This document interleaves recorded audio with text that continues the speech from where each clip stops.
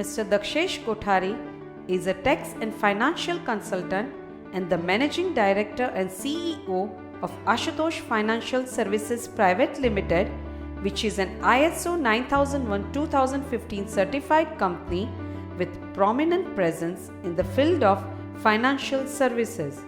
He specializes in the fields of income tax, FEMA, trust laws, estate planning, and foreign tax compliances. On the financial front, he specializes in investment advisory and insurance advisory. He advises companies, trusts, high net worth individuals, and non-resident Indians across the globe on financial and tax and allied laws related matters. He is the director of Ashutosh Rubber Private Limited, which is a nationally acclaimed manufacturer of rubber and TPE products and a group company of Ashutosh Financial Services Private Limited. He is a trustee of various charitable trusts. He has been involved with a number of social service projects of Rotary Club and is a Paul Harris Fellow of Rotary International.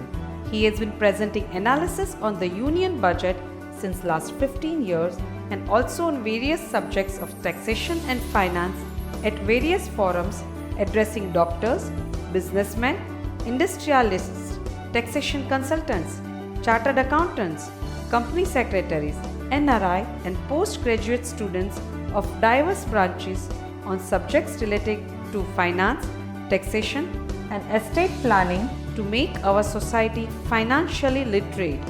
His articles on financial subjects are regularly published in renowned newspapers like the Economic Times, Mint, etc., and also in magazines like Dalal Street. His interview was aired on ET Now as a mutual fund industry expert in the program named Swatantra, which is one of the most acclaimed investor education initiative of our country. He has also addressed a program dedicated to NRI on a leading Gujarati TV channel in Ahmedabad. He is a 360-degree versatile personality in the fields of taxation and finance, which makes him a unique and truly a one-stop solution provider for a wide range of financial and tax-related matters. The topic today, as Arvindji said and explained, the importance of it. And to add to that, I will add 2-3 things which are very important, that why we should be looking at these topics now at this point of time. I will explain in a little brief, and that will set the stage as to why we should be very focused on these topics of non-resident Indians. What has changed in recent times is that the world has become more and more compliant. Say 5 years back, 10 years back, there used to be NRI investments in India, and the non-residents were fine and cool. They would have a NRO account, NRE account, a resident Indian account, where somewhere some PAN number would be mapped, somewhere PAN number would not be mapped. Life was going on easy. Even the compliance at their end in their own home country was not something which was very much seriously taken. But now, since at least 2-3 years, life has completely changed, and everything across the globe, including India and in their own homeland, it has become quite compliant. So all those people who are facing the non-resident Indians, they have to be updated with certain basic regulations for sure. Then another thing which has come up as quite a challenge for us is that we need to sell India more effectively. If we do not sell India, the Indian economy, the rationale of investing in India, things are not going to work. We have grown up in an environment where we have been told that the Western world is growing at a very low pace, and India and certain other emerging economies are growing at a very fast pace, and which makes a very good case for somebody to invest in India. But since at least a couple of years, things in India have come under a challenge. So we need to really convince our clients about the investment rationale, why they should be investing in India. The other thing what has happened is that the returns of especially the US market in last 5 years have outpaced the Indian markets. Even in the recent times, the return on the US market is much better than what the Indian equity market has been delivering. So we need to be very updated, very clear, very thorough in explaining them that here is a good case for somebody to invest in India. The third and the most important thing which has happened in recent times is that when we were dealing with non-residents, say 5 years, 10 years back, we were dealing with, let me call them a little oldie kind of people in the age group of 50, 60, and they had got an affection towards India. They had got certain allocations. They used to come to India very often. They used to like everything Indian. Now the times have changed. Now the next generation of these non-resident Indians have started taking charge of the financial affairs, and for making any meaningful allocation, they would look into so many things, they would ask so many questions. So with these things, I would start my presentation, wherein what we will be doing is that, as Arvindji said, that we have divided this entire the subject of non-resident Indians and things relating to it into 2 presentations. The presentation today is in respect of important regulations which are other than income tax, so which is FEMA and RBI related regulations, and the rationale of investing in India, especially in the present times. So that is going to be our subject today, and the one which Arvindji said on 25th will be squarely dedicated on income tax. So today it will be everything other than income tax, and on 25th it will be all income tax. I will be sharing this presentation, so if somebody misses in terms of the things which have been laid down in the presentation, need not worry. I will be sharing with the asset management company, and you can avail that presentation. And this presentation I will be talking in very simple English and at right places in Hindi, explaining certain things, and you can ask me questions absolutely in Hindi, which I am absolutely fine with. So with these words, I will start the presentation proper. So the first part, this presentation I have divided it into 2 parts. The first part, obviously, that is on the investment regulation, important regulations, and the second part is going to be on the investment rationale. So let us start with the first part. The first and foremost thing which comes up before us to really ascertain and understand is that who is a NRI, and for us, for banking and investment purposes. So because that is our core area, that is what we are all looking forward to. So for these purposes, who is a NRI? And the reason why this becomes a little complex is that in India, there are basically 3 definitions, 3 laws which mix all these things in the minds of people as to who is basically a resident or a non-resident. Now, the first law, which is in respect of investments, banking and everything, is FEMA, and the Reserve Bank of India circulars which are issued on the powers which Reserve Bank gets from the Foreign Exchange Management Act. The other law which defines a non-resident and a resident is the Indian Income Tax Act. So the Income Tax Act has got some different definitions, and the third one is the Citizenship Act. What unfortunately happens for us is, at times we tend to mix up all these things, and that creates complications in the minds of for not just for the investors, for for people who are even learned, who are on the advisory side. So what we are going to concentrate today as to who is a NRI will be squarely for banking and investment purposes. Who is a NRI for income tax purposes will keep in store for the 25th, right? So in order to understand who is a NRI, let us understand this definition which has been provided under the Foreign Exchange Management Act, FEMA, in a converse way. Let us look as to who is a resident in India. A person is a resident in India if he is residing in India for more than 182 days in a financial year, but now this is very important, but does not include a person who has gone out of India for purposes of some employment, some business, vocation, or he has gone out of India with the intention to be outside of India for an uncertain period. So this seems to be a little technical, right? I will explain you in a very simple way. My son was in India, say, from the 1st of March, 1st of April to 25th of January. He was in India, right?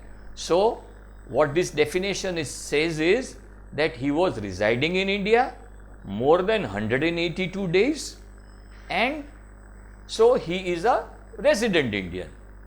But the exclusion says that if on 25th he boards a flight and moves out of India with an intention that he will be out of India for an uncertain period or to take up some employment, business or vocation, then the very moment he stepped out of India, he becomes a non-resident under FEMA. So इसका मतलब ये होता है कि जो भी लोग India में चाहे कितने दिन भी रहे हुए हो, लेकिन जब भी देश से बाहर ये एम्प्लॉयमेंट, बिजनेस, वोकेशन या फिर अनसर्टन पीरियड के लिए बाहर जाएंगे, तो द वेरी मोमेंट जो बाहर गए तो तभी से वो नॉन रेसिडेंट इंडियन बन जाते हैं बैंकिंग और इन्वेस्टमेंट पर्पसेस के लिए। तो तभी से वो अपने एनआरओ एनआरई अकाउंट्स खुलवा सकते हैं, चाहे उनके पास अपना इंडियन पासपोर्ट भले हो, चाहे ज़िंदगी में कभी पहले इंडिया से बाहर नहीं गए हो, तो भी उसमें कोई दिक्कत नहीं है। As a said, these things are what is to be seen.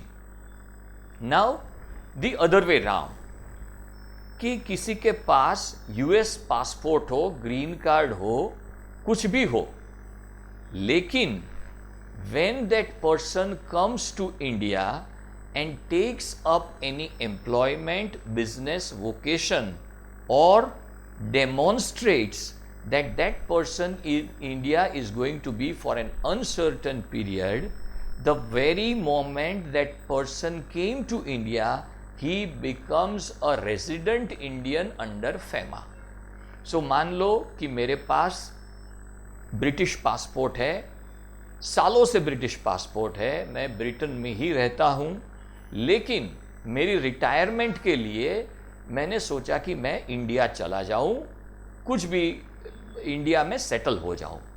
तो द मोमेंट मैं इंडिया में आता हूँ तो मेरा इंटेंशन ये होता है, मैं ऐसा कंडक्ट करता हूँ कि मेरा इंटेंशन इंडिया में अनसर्टन पीरियड के लिए स्टे करना है, या फिर मैंने कोई एम्प्लॉयमेंट, बिजनेस, वोकेशन कुछ टेकअप कर लिया, तो the very moment I came to India मैं रेसिडेंट इंडियन बन जाता हूँ। तो कोई बोलेगा कि नहीं नहीं यार, मेरे पास तो अभी ब्रिटिश पासपोर्ट है, मेरे पास ग्रीन कार्ड है, मेरे पास यूएस सिटीजनशिप है, लेकिन फिर भी जो आप इंडिया में अनसर्टन पीरियड के लिए आ गए हैं, तो फिर आप अपने एनआरओ एनआरई अकाउंट्स नहीं रख सकते हैं, आप रेसिडेंट इंडियन बन जाते हैं किसी भी और इंडियन की तरह, और आपको रेसिडेंट इंडियन अकाउंट ही रखने हैं.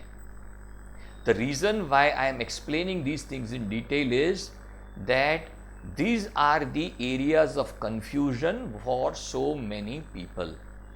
So what is important is not the definition under the Indian Income Tax Act, because it will apply to when we deal with the Income Tax Act. The Citizenship Act is the provisions which would allow somebody to have rights as a citizen and as a right as when you enter into the country, whether you are a citizen, whether you need a visa, you don't need a visa, and all sorts of things. But when it comes to banking and investments, this is what is important. Now, there were so many confusions as to whether our students who are leaving India, they will be called or they will be given a status of a non-resident or a resident. There, the Reserve Bank of India has issued circular specifying that all students going for further studies out of India, the moment they leave India, they would be non-resident Indians. So, students leaving India for further studies can straight away open their NRO NRE accounts, and they should close their resident Indian accounts. We have talked about people who are having Indian passport, living, coming, and those kinds of things. Now let us look at people who would say that I have never come to India. Say my friend's son, he is say maybe 15 years old, 23 years old, but he has never come to India, right? And he is born and brought up in the US. So he is a person who is a foreign national. So in respect of those foreign nationals who do not hold Indian passport and who are not covered by the definition and the discussion which I made earlier, तो उसके लिए क्या है? तो उसके लिए है कि if they are overseas citizen of India, and who are overseas citizen of India? He has been a citizen of India on or after 26th of January 1950, eligible to become a citizen of India on 26th January 1950. 26th January 1950 is our Republic Day. So on that day, if somebody was eligible, then he will be considered as an OCI, Overseas Citizen of India. Then he belonged to a territory which became a part of India after 15/8/1947, which would predominantly apply to places like Goa and other places which became a part of India after 1947. Then child, grandchild, great-grandchild of such a citizen. So, child, grandchild or great-grandchild of the person specified in ABC. Then minor child of the persons mentioned in ABCD. Then minor child where both the parents or at least one of the parents is a citizen of India. And most important, that spouses of citizens of India or OCI card holders, even of an absolute foreign origin, will be considered as a OCI.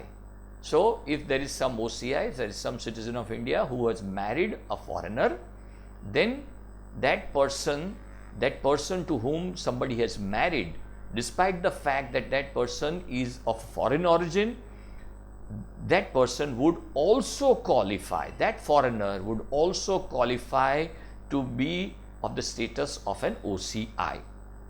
The important thing is that the marriage should have been registered and should have been subsisting for 2 years. So 2 साल से ज़्यादा से उनकी शादी हो गई होनी चाहिए और वो registered होनी चाहिए. But despite all these things, if say somebody is satisfying all these things to become an OCI, but if that person has ever been a citizen of Pakistan or Bangladesh, then that person will not be an OCI. So, if somebody satisfies all these conditions which I said, then that person is an overseas citizen of India. Now, when we are discussing this overseas citizen of India, let me clarify that overseas citizen of India, let me be very straight that it is just a name. India does not grant any dual citizenship to anybody. So this is just a card, or this is just a regulation which will help somebody to establish that this person is a non-resident Indian and he can have those privileges. And somebody, if they are holding a OCI card, they don't need a visa while they are coming to India. So this is what it is. It doesn't give any right to contest election, take government jobs, seek any help from Indian embassy as such directly, which every citizen of a country is entitled to.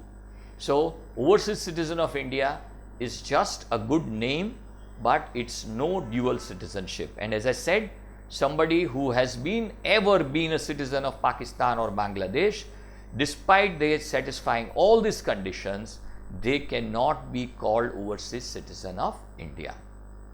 Now, to conclude, for banking and investment purposes, non-residents as per FEMA regulations, which I have discussed it at length, for people who are holding Indian passport or Indian citizenship, whatever we say, both mean the same, or a OCI card holder will be considered as a NRI for our banking and investment purposes.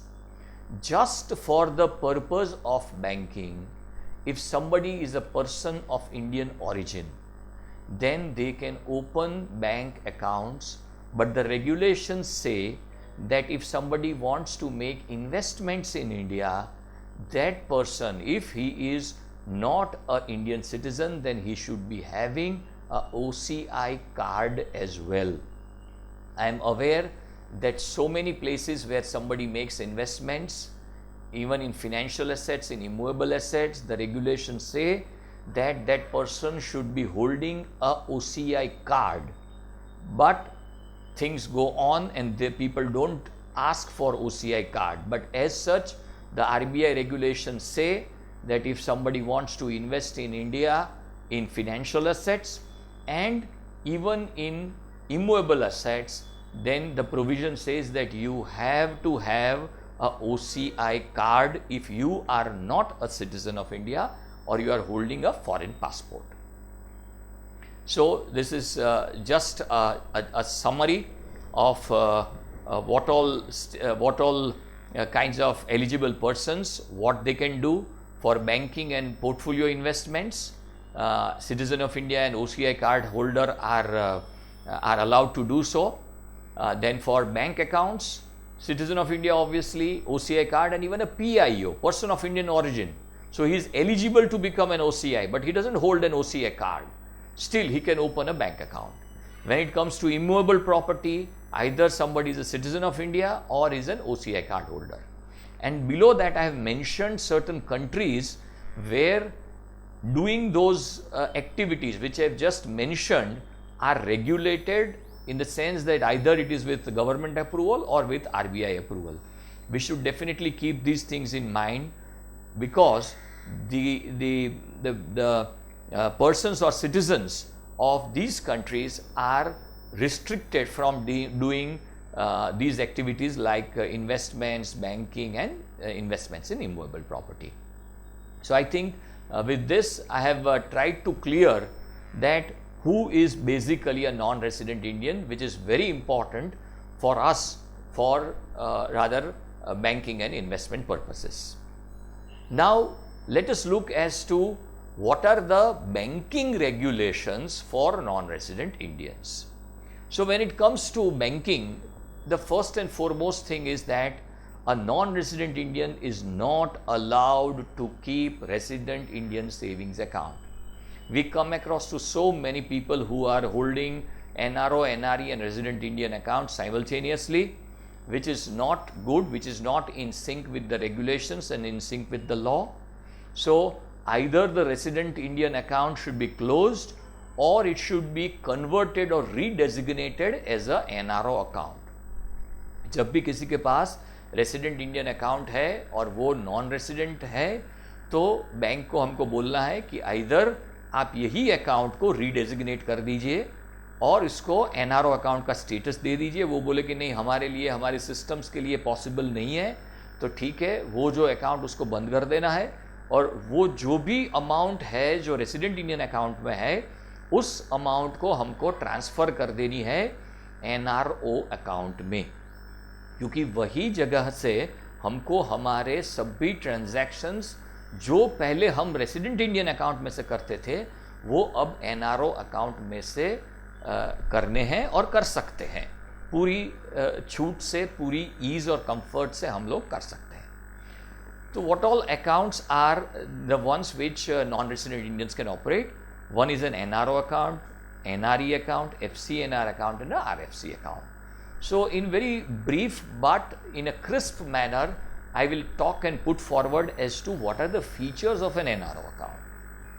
A NRO account is a non-resident ordinary account, is a non-repatriable rupee account.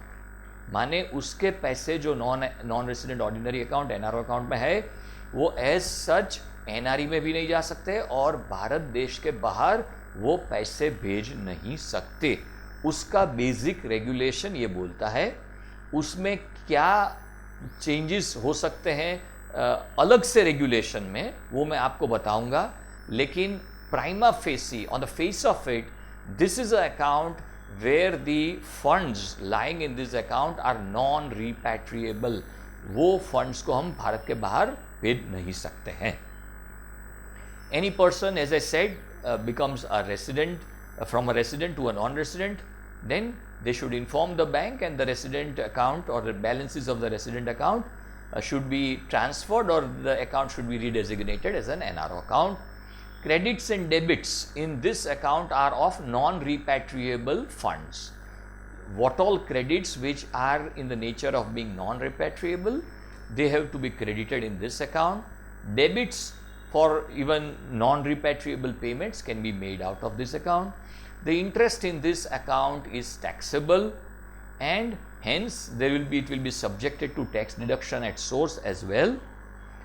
This account can be opened in joint account format, and a resident can be a person who is a joint account holder. So if I am a non-resident, I have a NRO account, my friend who is just a resident can be a joint account holder along with me. Loans can be availed in Indian rupees against this account. Then let us go to the next account, which is a NRE account.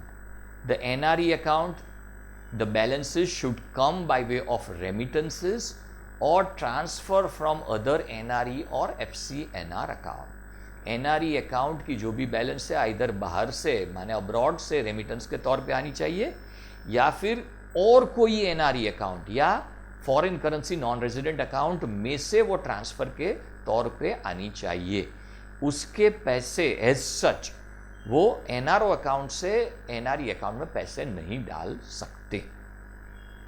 जो balances है इस account में वो रूपी में ही hold होती है, लेकिन वो रेमिटेंस वो रिपैट्रिएबल असेट है। तो माने जो रूपी में है एनआरई में है तो वो डॉलर्स में पाउंड्स में कन्वर्ट करके हम बाहर ले जा सकते हैं या फिर दूसरे एनआरई अकाउंट में ट्रांसफर भी कर सकते हैं। Foreign exchange can be credited by the NRI himself. Non-resident Indian, India आता है तो he can credit, deposit foreign exchange in that account. The income from this account is completely tax free. Howsoever big or howsoever large the amount of interest that you might be receiving, then it is completely, absolutely tax free. Loans can be availed against this account in Indian rupees, and these accounts also can be held in a joint format, but these accounts can be held jointly only with resident relatives. And the one definition which applies to who is a relative is the one which is under the Companies Act. So all these relationships are considered as relatives under FEMA. So all these relationships, people can be joint holders in this account. Then comes the foreign currency non-resident account. This account is an account which is not a rupee account and as such it is a fixed deposit account. So here the balances can be in specified foreign currencies. So पैसे यहाँ ही India में ही रहेंगे, अपनी Indian banks में ही रहेंगे, लेकिन किसी को ऐसे लगता है कि मुझे रूपी में पैसे नहीं रखने हैं, मुझे तो यूएस डॉलर में रखने हैं, पाउंड स्टर्लिंग में रखने हैं, जापानीज येन में रखने हैं, और या फिर कई स्पेसिफाइड करेंसीज है उसमें मुझको ये पैसे रखने हैं, तो वही अपनी इंडिया की बैंक, लेकिन वो पैसे, वो डिपॉजिट वो FCNR अकाउंट में फॉरेन करेंसी में इंडिया में ही रख सकता है. तो that is basically the purpose of a foreign currency non resident account. The interest which will be paid to the depositor will be the one which is in respect of those currencies. So Japanese yen में maybe zero-ish interest होगा. When it comes to US dollars, it would be around 1%, and pound sterling it would be something different, because those investments are, or those deposits are in specified foreign currencies. NRE, from the NRE account and vice versa, back and forth, monies can be transferred to the FCNR and back and forth, as I said. The interest from this account is completely tax-free under the Indian Income Tax Act, and you can avail loans even in specified foreign currency from these against the balances of these accounts. Here also a resident relative can be a joint holder. Then the fourth kind of account is an account which is a resident foreign currency account. So this is an account which can be maintained by returning Indians. So if somebody is returning to India and if they wish that I want to keep my money in convertible foreign exchange, so they can hold these monies for an indefinite period. आज मैं US में था सालों से, मैं India आ जाता हूँ, India shift होता हूँ, तो मैं रेसिडेंट फॉरेन करेंसी अकाउंट में जब तक चाहूँ, ऐसा नहीं कि 2 साल ही रखते हैं, 3 साल ही रख सकते हैं, मैं जब तक चाहूँ मैं ये पैसे RFC अकाउंट में रख सकता हूँ और वो कन्वर्टिबल फॉरेन एक्सचेंज में भी रख सकता हूँ. तो this interest in respect of this RFC account will be exempted from income tax till the time I am holding R but not OR status. For a non-resident status under the Indian Income Tax Act, it is absolutely exempted. Then even when I come to India and my status, maybe it becomes a resident but not ordinary resident, till the time I am holding that status, the interest in this account will be exempt. आपको naturally question होगा कि ये non resident status under the Indian income tax and non resident but not ordinary resident, ये सब चीज़ें क्या है. तो उसके लिए थोड़ा आपको सब्र करना पड़ेगा, क्योंकि ये भी एक थोड़ा पेचीदा टॉपिक है, तो उसको हम डिस्कस करेंगे 25th को. अभी ये यहाँ तक ही रखते हैं कि this is the way the taxability in respect of this account would operate. Loans are not available against this account, and credits of foreign exchange assets, NRE, FCNR account balances can be credited. So माने पहले जो पैसे abroad थे, foreign currency में थे, या NRE account में थे, या FCNR अकाउंट में थे, तो वही पैसे हम RFC अकाउंट में इंडिया में रख सकते हैं और फॉरेन एक्सचेंज में रख सकते हैं, despite the fact that now I have become a resident Indian. This is just a gist as to who can open what kind of account. This could be useful for somebody at a later date for reference. This is just a tabular presentation. उसके बाद this is once again a tabular presentation and a distinction as to what are the differences between a NRE, NRO and FCNR account. I have talked enough in respect of all these 3 accounts. This is just a tabular presentation, a graphical presentation, and you can refer it at your ease and comfort. You can keep this presentation for you for reference. So many of the people, they can have a glance as to what can be done and what cannot be done under the regulations for non-resident Indians. These are different counts on which all these three accounts have been distinguished, which is currency, how you can open, whether a power of attorney can work, and all those kinds of things, permissible credits, permissible debits, income tax related status, fund transfer, repatriation, and finally this account is suited best for whom. So even that has been mentioned. So you can refer it at your ease and comfort. Now we will go to one of the most important sections of our part 1. Still I am in part 1. So part 1 is all. It is about the regulations other than income tax. So this is a very important regulation or a benefit which has been given, which so many of the non-residents and their advisors, they do not know. Everybody should take a benefit of this regulation. The regulation is that you can transfer funds from an NRO account to an NRE account. As I said, that an NRO account is as such a non-repatriable account. But even from this non-repatriable account, you can transfer funds to a non-resident external account or repatriate these funds abroad. So whenever I was talking about the NRO account, I said that this account, the funds are non-repatriable. But the government of India has been kind enough. They have said that we have got a lot of foreign exchange with us. We don't mind that legally compliant if you are in respect of your NRO account balances, and you have paid all your tax dues in respect of the balances which has accrued in the NRO account, then you can very well take that money to the extent of $1 million per person per year from NRO to NRE or out of India. So I have, say, maybe disposed of a real estate, a plot of land.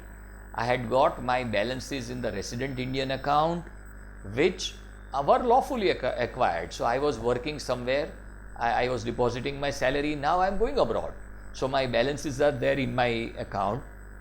Say I received some money out of sale of some immovable property. So those monies will as such go to an NRO account. But if I am paying my tax dues in respect of those balances, which I would obviously would like to do and I would pay, and I follow a simple procedure which is not like that you need to get an approval from anybody. It's, as I said, a procedure, form 15 CA-CB as the case may be, uploading it on the site of the income tax, informing the bank, and the monies would get transferred from the NRO account or out of India. One thing which somebody should keep in mind is that when these remittances are made, then if they are made in one or more installments, it should be to the same bank or the authorized dealer. Banks are called authorized dealers under FEMA and the RBI regulations. So whenever you come across that authorized dealer, they are basically the banks who deal with you. So what is very important is that now we can transfer the balances of the NRO account to the NRE account. So now let us look at as to what are the benefits of transferring these funds. The benefits of transferring these funds are: the interest in a NRE account is completely tax free. Because it is tax free, there will be no TDS. So if I have got deposits, fixed deposits, balances in the savings bank account, which is an NRO account, I will be liable to tax. At the same time, it will be subjected to TDS. So what I can do is that I can transfer these monies to the NRE account and save on income tax straight away. Then the balances of the NRE account are fully repatriable. So I am parking my money in an account which is repatriable at all times.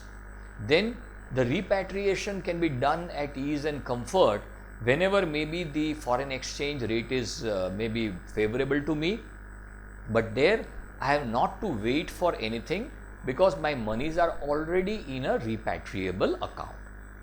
Then one of the most important things which we tell to our clients is that this regulation of allowing a transfer of 1 million US dollar per person per year, it is just a relaxation given to NRI, and government is not under an obligation as such to allow that repatriation.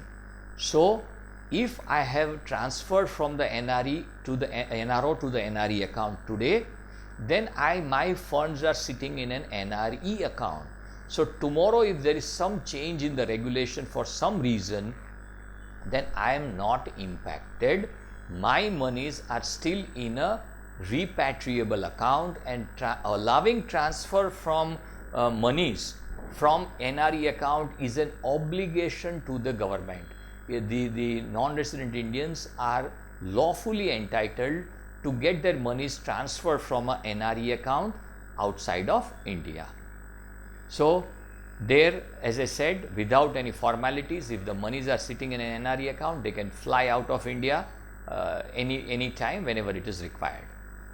Now, does this 1 million US dollar which I am talking of, as we are on the subject of transfer and repatriation of funds, I would like to draw your attention that in respect of residential properties which are acquired out of NRE account balances or out of remittances, then without even this $1 million, to the extent of 2 properties which have been acquired from these amounts, they can be remitted. So whatever be the amount when I dispose of 2 properties which were acquired from NRE account balances or out of remittances, those monies can be sent out of India without even the benefit of this circular or this regulation or direction which I am talking of in respect of 1 million US dollars. Now, when it comes to investment and banking, one of the things which we have to deal with is power of attorney. I have got some things to share with you, to talk with you on the power of attorney aspect. The power of attorney, the way it should be worded is that these are some common flaws that we see in a power of attorney, that these things were missing when that power of attorney was executed. So we should not miss out on these things, these powers in the power of attorney. The power of attorney might be giving so many powers, yes, but these powers should not be missed at. The first thing being to operate a demat account, to receive money in a government saving scheme, because they at times require a specific mention that whether the power of attorney is entitled to carry out the transactions in respect of the government saving schemes, where non-residents are allowed to invest at times, and if not allowed to invest, they can retain their investments and withdraw at a later date. So in order to carry out those transactions, this power should be available for a power of attorney. Then to carry out affairs of the Hindu undivided family, where non-resident Indian is a karta. So what happens is that if, say, I have my Hindu undivided family, so if I become a non-resident Indian, then there would be balances, investments and so many affairs in respect of my Hindu undivided family. So when I am giving my power of attorney to somebody, I should mention that he will be able, that power of attorney person would be able to act on behalf of me as a karta as well. Then he should be able to take care of the affairs of a proprietorship or a partnership concern. Then he should be able to take care of the functions as a director of the company. He should be able to accept claims of a will or make claims under a will. No? So this is also important. Then we should be mentioning in particular that he should be allowed, the power of attorney is entitled or is empowered to close account, even withdraw deposits before maturity. At times some banks might not allow it, but if there is the power, then the power of attorney can definitely argue it out before the bank that I have got a specific power to do it so. Then this is something which is quite important, that when it comes to movable properties, that power of attorney can be notarized in India or abroad, and it has to be stamped as per the local stamp act. In Gujarat, the power of attorney needs to be stamped with a 300 rupee stamp paper, and as I said that it can be executed outside of India, and it has to be notarized in that country or in India, wherever it is comfortable. But this would work only in respect of movable assets. When it comes to immovable assets, the provisions, I am not exactly aware what Maharashtra or maybe a Chhattisgarh or a Rajasthan would be having in terms of its regulation, but Gujarat I would share, and at times there are similar regulation existent in different states.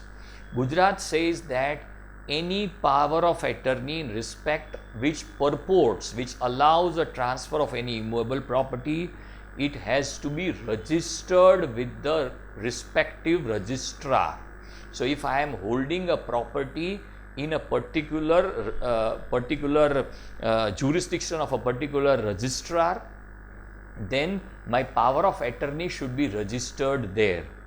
Then if say somebody says that I cannot come to India, then the giver of power of attorney and maybe even the receiver of power of attorney should sign before the Indian embassy in that respective country, and they will put their stamp and seal that these people have given this power of in respect of immovable property and they have signed before us in our embassy.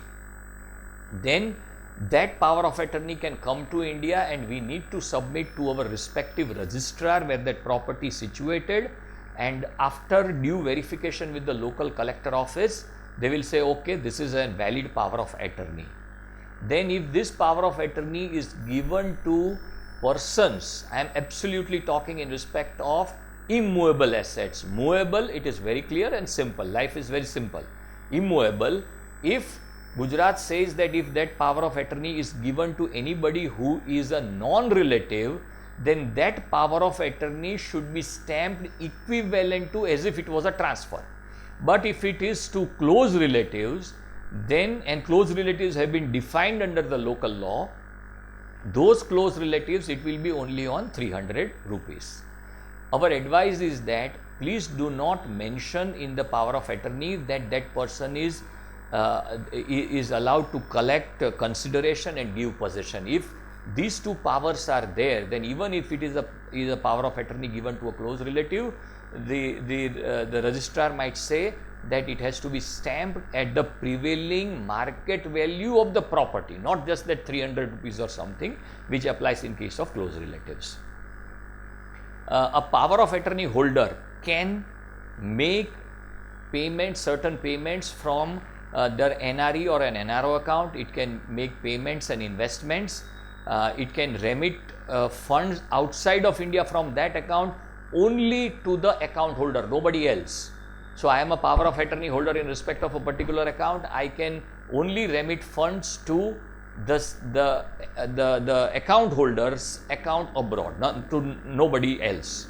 Then one of the most important things, and people at times miss out, is that I cannot, if I am a power of attorney holder of a non-resident, I cannot make payment by way of a gift. Gift के लिए हम check draw नहीं कर सकते जिसमें power of attorney की sign हो किसी रेसिडेंट को. माने मेरा दोस्त है, उसका पावर ऑफ एटर्नी होल्डर हूँ, मेरे पास पावर ऑफ एटर्नी है, तो उसके स्ट्रेंथ पे मैं किसी को भी वो बोलेगा वहाँ से कि नहीं उसको 2 लाख रुपए की गिफ्ट दे दो, मेरे फादर इन लॉ है या मेरे फादर है, तो वो भी मैं साइन करके I am not empowered. From an NRO account, I can transfer money to only other, I cannot transfer to other NRO account, from an NRE account I cannot transfer to other NRE account.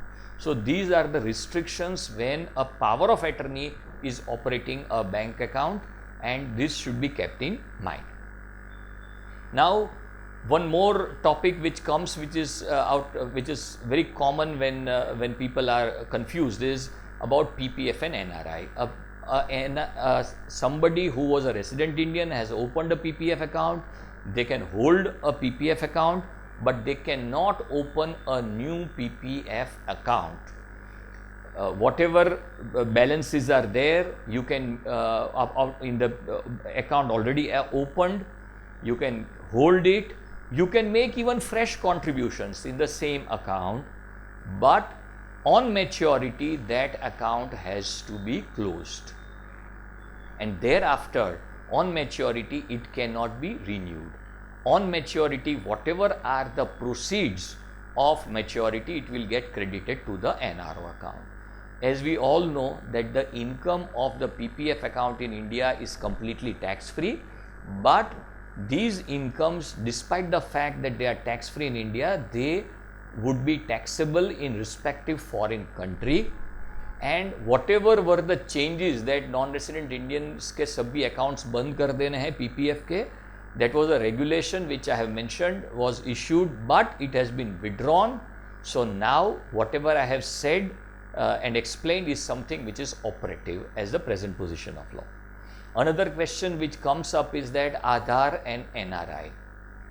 Aadhaar is something which is not required for a non-resident Indian. In fact, somebody who is not in India for more than 182 days or more in the preceding 12 months, they cannot avail a Aadhaar card. वो आधार card के लिए apply ही नहीं कर सकते हैं. और and somebody, if he does not hold an Aadhaar card and he is a non-resident, is no problem, then he need not map it with the PAN. But if he has got an Aadhaar card, then he should definitely map it or link it with the PAN. And all the non-resident Indians or persons of Indian origin, they are exempted, or they are not entitled to have an Aadhaar card, and it cannot be something which is a must for any verification or any transaction, which might be in case of resident Indians. Then we'll talk of in a few seconds about the cash carrying limits of in foreign currency. When a non-resident Indian, or for that matter any person who comes to India, as such there are no limits which are specified that how much foreign exchange that person can carry. But the regulation requires that if I am holding or if I am carrying more than $5,000 along with me when I come to India, then I need to declare it to the customs authorities and fill up a currency declaration form.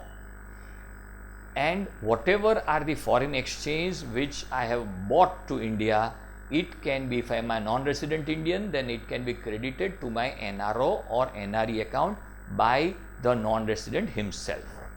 So in sum and substance, $5,000 से कम foreign exchange कोई non resident जब India में आता है और वो उसके साथ लाता है, तो उसको करेंसी डिक्लेरेशन फॉर्म या कोई भी फॉर्मेलिटीज़ करने की ज़रूरत नहीं है. वो $5,000 इंडिया में उनके बैंक अकाउंट में पर पर्सन वो भर सकता है, और वो पैसे से कुछ भी कर सकता है, इन्वेस्टमेंट कर सकता है, किसी को गिफ्ट दे सकता है, कुछ भी कर सकता है.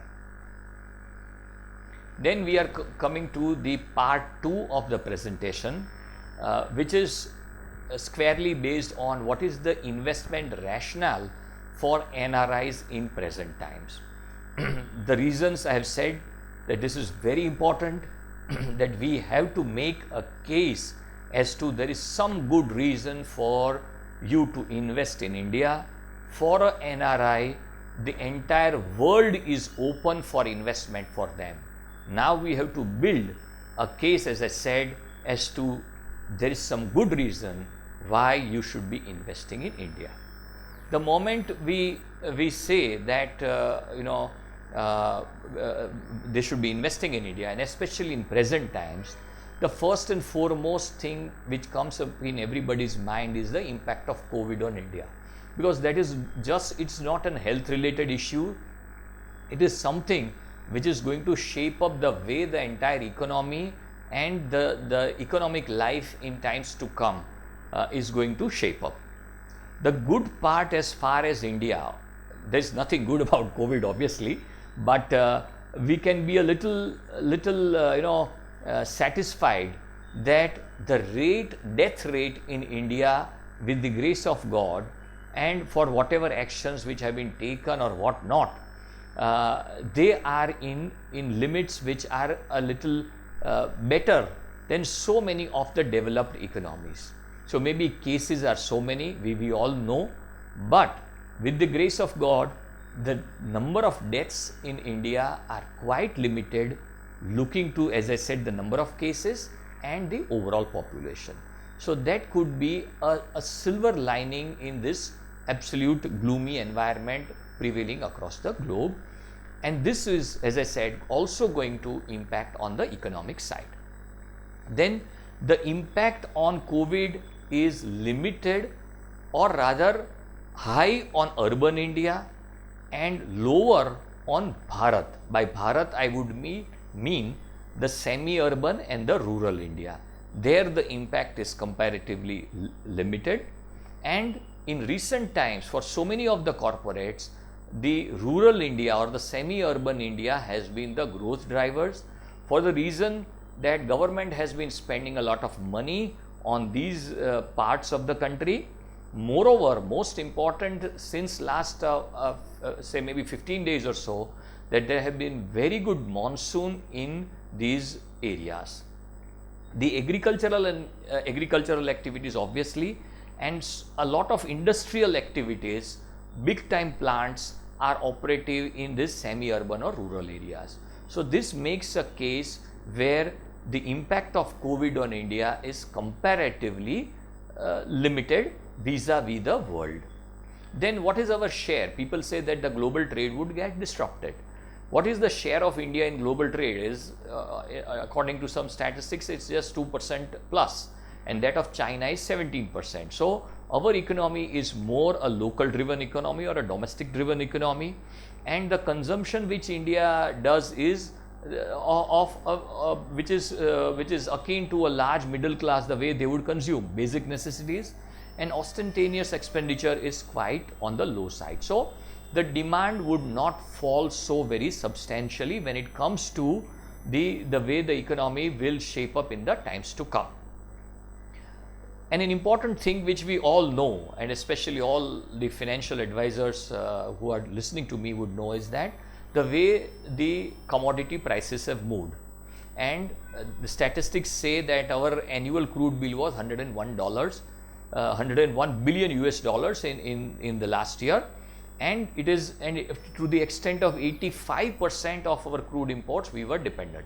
So this is one more reason which we should talk to an NRI when it comes to advantage India. Now the interest rates in India are comparable to the global peers. People, non-residents would say us that you guys are very uncompetitive, and manufacturing or meaningful businesses, meaningful investments would not come, for the reason that your interest rates are very high. Now our interest rates are quite comparable to our peers, maybe a China or maybe an Indonesia or similar kind of economies.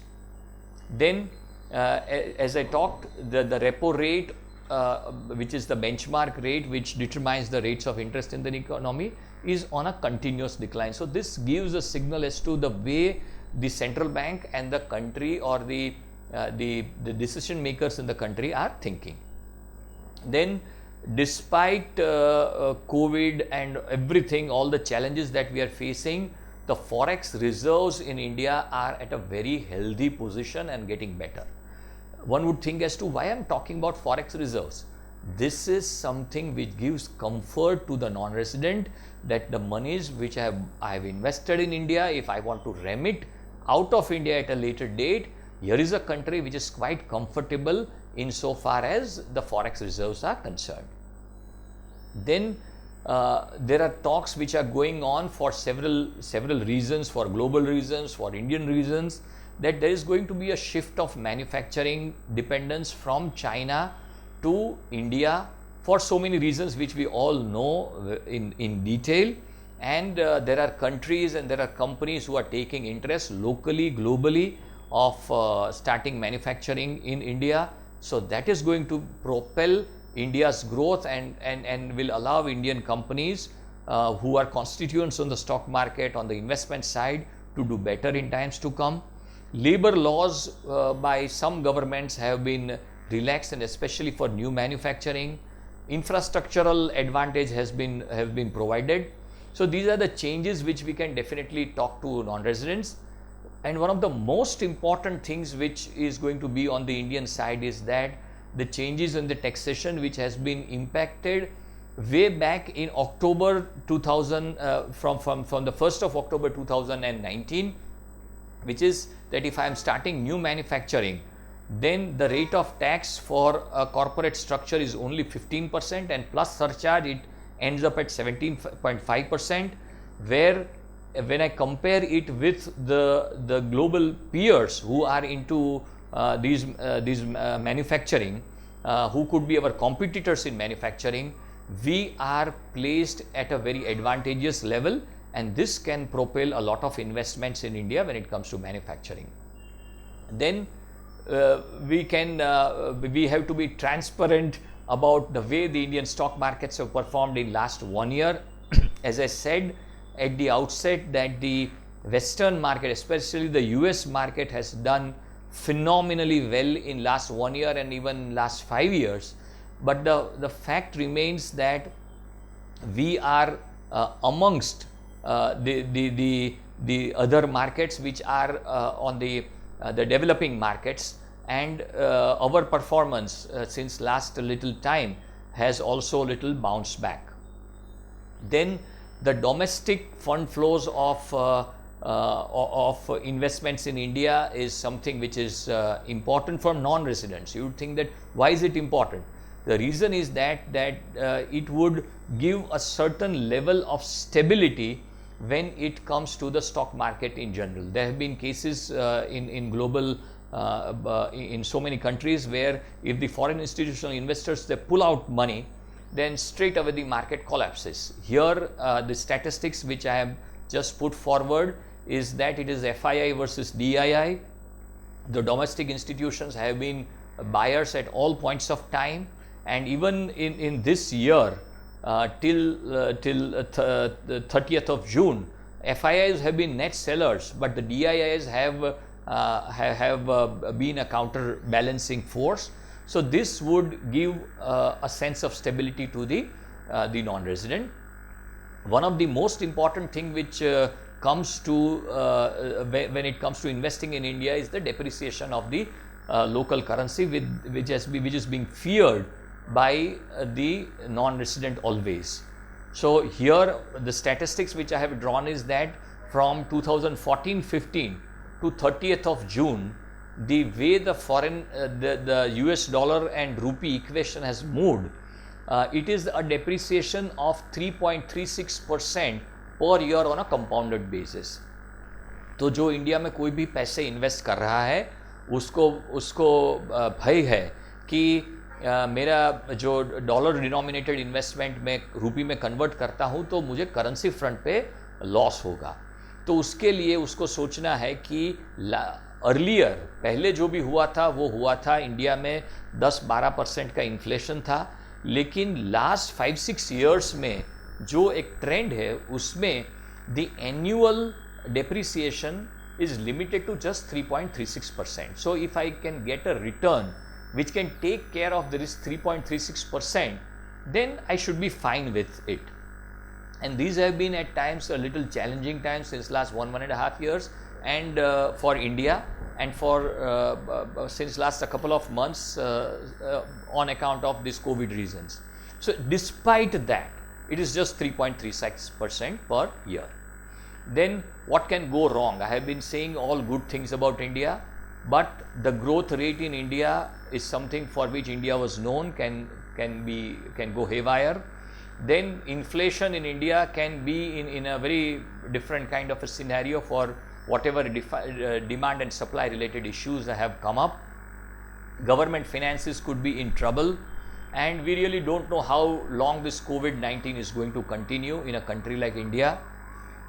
Maybe people might think that the government has not supported adequately when you compare it with maybe a US, that the government is not rolling out so many SOPs for the industry and the people at large.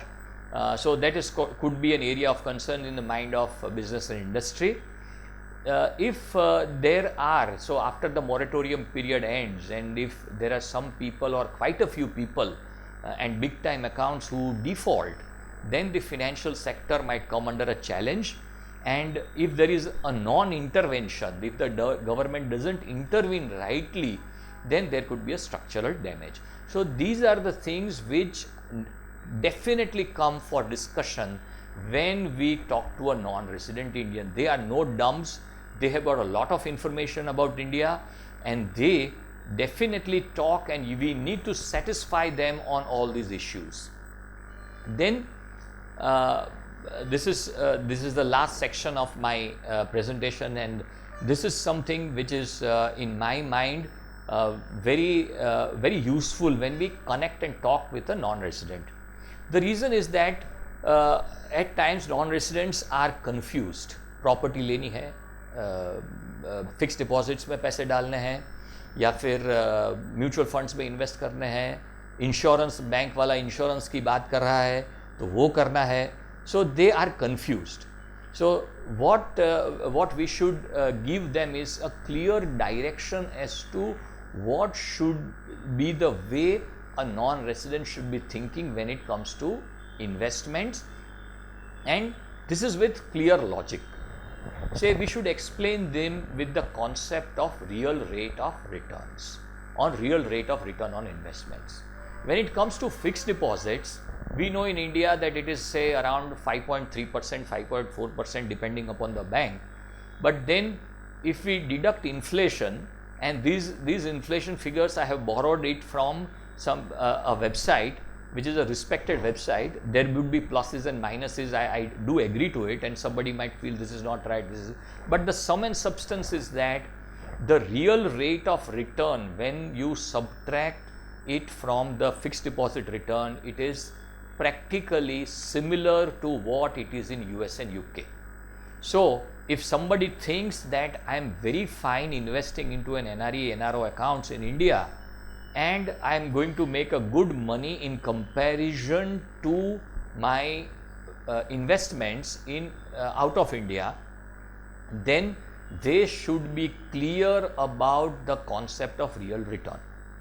At times people tell me कि दक्षेश भाई आप बात करते हैं ये सब real rate of return की, NRIs बात करते हैं, ऐसे मुझे रिप्लाई करते हैं कि दक्षेश भाई आप बात करते हैं ये सब, लेकिन ये तो हकीकत है कि हमको वहाँ पे माने हमारी यूएस यूके में तो ऐसे ही 1% का इंटरेस्ट का रिटर्न मिलता है, और यहाँ हमको ये 5% और 5.5% तो बहुत ही अच्छे लगते हैं, तो मुझे तो एनआरई अकाउंट में इन्वेस्ट करने हैं. तो मैं उनको ये कॉन्सेप्ट समझाता हूँ तो वो बोलेंगे कि नहीं यार ठीक है, वो तो ठीक है, लेकिन वैसे कुछ भी कर लो, मुझे तो ये 5.5% मिलते हैं. तो उनको ये समझाना है कि how does inflation impact a foreign currency. The whatever is the inflation difference between two economies is as such the depreciation of that currency. तो जो इन्फ्लेशन का डिफरेंशियल है वो उनको 5.5% दिखेगा, लेकिन जब 5 साल के बाद पैसे वापस ले जाने हैं तब ये जो डिफरेंस है वो उसको ये एक साथ में वो सब भी ये इन्फ्लेशन की इफेक्ट दे देगा, और जब वो पैसे अब्रॉड ले जाएगा या फिर डॉलर से कंपेयर करेगा तब उसको समझ में आ जाएगा पूरा कि ये इन्फ्लेशन ने किस तरीके से काम किया है.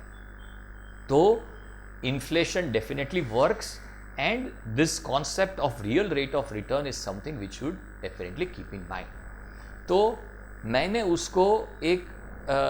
उसको समअप किया है कि जो NRIs है वो डेवलप्ड इकोनॉमीज में है, US, Canada, UK, Germany, Australia etcetera. What should be their investment strategy? So my candid advice to them is that it is not worthwhile investing in debt-based investments in India, because the real rate of return is comparable to the Western world. They should be investing only in India in equity-oriented investments, because then only they can participate in the India growth story and diversify their investment exposure. This thing is very important. If somebody tells me that US is giving me better returns, my simple response is that ठीक है, you are looking at 1 year and 5 years, but if you look at the 5 years before these 5 years, then India was doing much better. And even if you look at 10 years before this last 5 years, the Trump years, the years before the Trump years, then India was doing much better on the equity side. It is only in the recent times, though prudence says that we should diversify across different geographies and India should get your allocation of your kitty. So what are the routes? If somebody wants to invest in India, the simple advice is that they should take help of a seasoned advisors, and through either mutual funds, PMS, or maybe an insurance which has got advantages of taxation and something, but not into direct equities, because direct equities is something which they will not be able to track, and they will end up with a bad taste of advice and bad taste of India and bad taste of Indian investments. So many of the of our friends and relatives and clients who are abroad, they feel that tax compliance in India and in their foreign country where they are, their home country for that matter, it's difficult. But I would say it is not difficult. Anywhere if you are earning money, you have to be tax compliant, and it is not something which is difficult if you have got right kind of investment and tax advisors. Then my candid advice is to all the people who are in respect of these countries, that do not invest in Indian real estate. Real estate investing is not advisable for the reason that we have to manage real estate in India. Dealing, liquidating in India is difficult, and I am quite sure, as I have traveled, I talk, interact with so many people in the entire all these Western countries I have mentioned, that they would never ever come back to India structurally. Neither them or their children. Every time they will long for India. कि यार India में तो बहुत मज़ा आता है, this, that, everything. But they would not come back structurally to India. Despite they be having their apartment or anything, they're not going to come to India. So don't keep real estate, advise them not to have real estate, invest in financial assets, where the clear mandate of investment has to be, it can be liquidated, repatriated, and from remote location, online modes, you can transfer funds even if you can't come into India in these COVID times. And the future generations, I have, as I said, they are net savvy, but they do not like to go into all these formalities, and they don't like all these hassles. I have come across to non-residents who have been told by the next generation that we in India think that, okay, let my parents inherit me some assets. They would say, Dad, clear off your affairs in India. Do whatever you want to do, but I don't want those hassles. So for those people, only if they are financial assets and the formalities are not complex, then only it's going to work well. Now when it comes to NRIs of the geographies other than the ones which I mentioned, which is the non-Western world, which is UAE, Africa, etc., I would advise them that yes, you should have investment in debt-based options in India, for security purposes. We don't know what unforeseen eventualities would happen later date. We really don't know. This is a safe destination. India is your home country, motherland. People in the entire Middle East, they don't have, by and large, or rather they don't have the local passport. They are all on work permits, even when they are staying in those countries since a couple of generations, but still they hold Indian passport. So they should have their monies parked in India. Equity oriented assets is a good means of investments, definitely over and above debt for them, because they are participating in the India growth story. Investments, as I said earlier also, for anybody who is an NRI, it has to be through the structured rules, well advised, and for them I would say, yes, you should be holding real estate in India. That should be a guarded residential shop office, but definitely not advisable to invest in raw real estate like urban land or agricultural lands, even if they are holding. As such, agricultural lands is something which cannot be acquired by non-resident Indians. They can't buy it, but they can inherit it, or whatever they are holding, they can keep on holding even when they become non-resident Indians.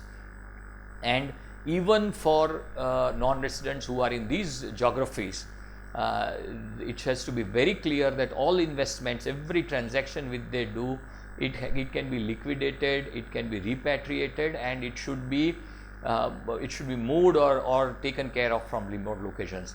Otherwise, they should not do into any kind of transactions which somebody can think of. With these important words and important message from our Prime Minister, which is very relevant, and this is something which in sum and substance which we should talk to all our non-residents, that the reason to invest in India is 4D, which is democracy, demography, demand and decisiveness.